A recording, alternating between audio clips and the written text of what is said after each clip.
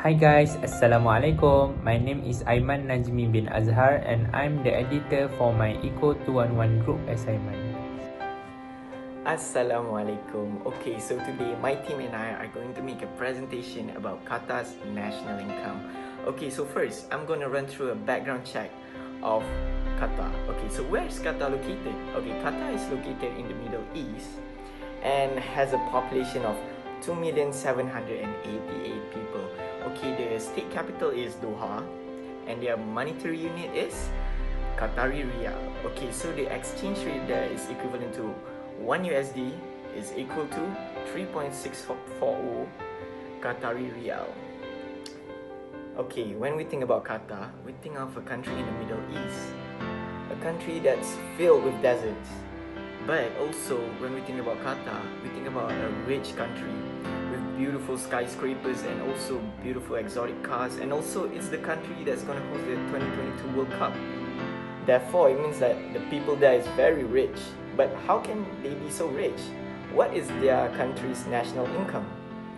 Okay, so we will be explaining about Qatar's national income. Assalamualaikum, hi. Right now, I'm going to talk about Qatar's income.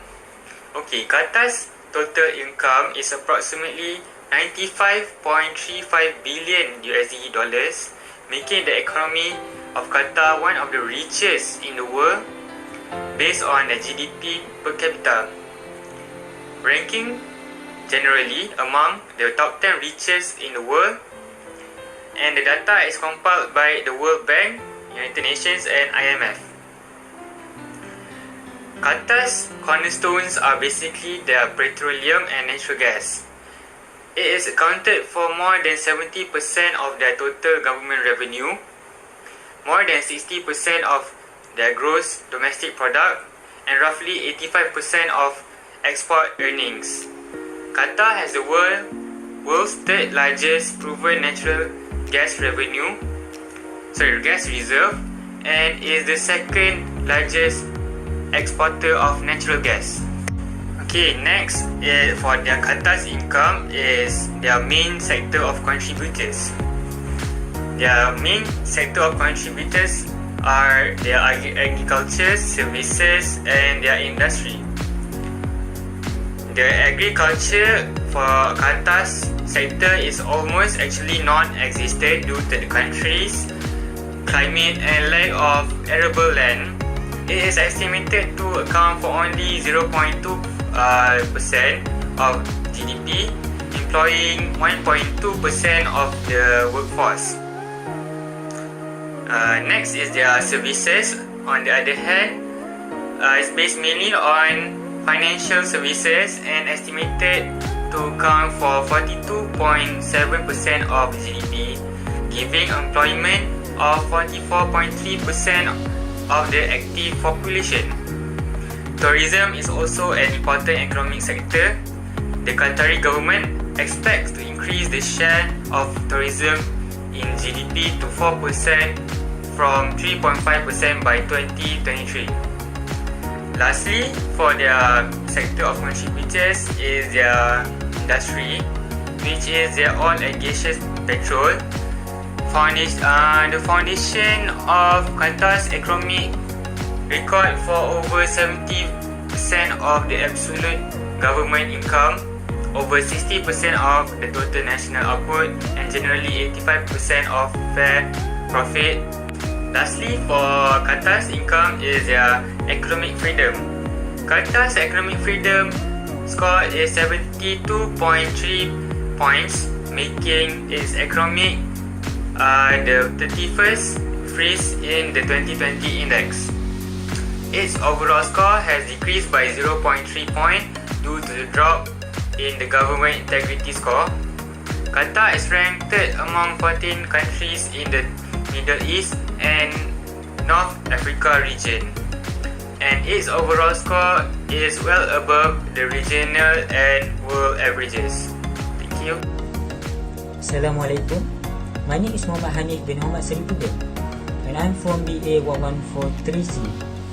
Now, I want to talk about government expenditure in Qatar. Government expenditure refers to money spent by the public sector on the acquisition of the goods and provision of services such as education and healthcare. So in the backdrop of the siege on Qatar by its neighboring countries, Qatar is adopting a conservative approach in its budget. The state budget for 2019 features a small rise in government spending and a surplus after 3 years, owing the higher oil prices and the new introduced taxation. So the total budget expenditure for 2019 is anticipated at 206.7 billion. The major outflows for healthcare is 22.7 billion, representing 11% of the budget. The education is 19.2 billion, representing 9.3% of the budget.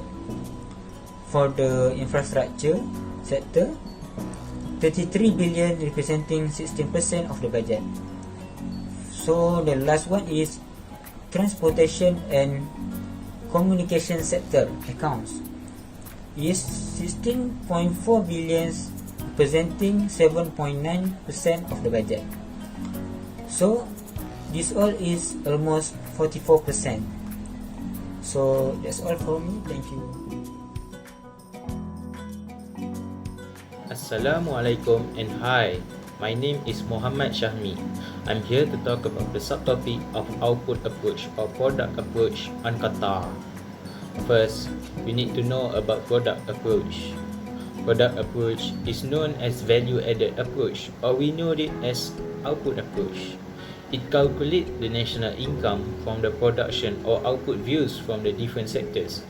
Then, it will total up the value of all output produced in an economy to gain the GDP of a nation. The output approach focuses on finding the total output of a nation by directly finding the total value of all goods and services a nation produces. For example, in meat production, the value of a good from the farm may be $10, then $30 from the butchers, and then $60 from the supermarket.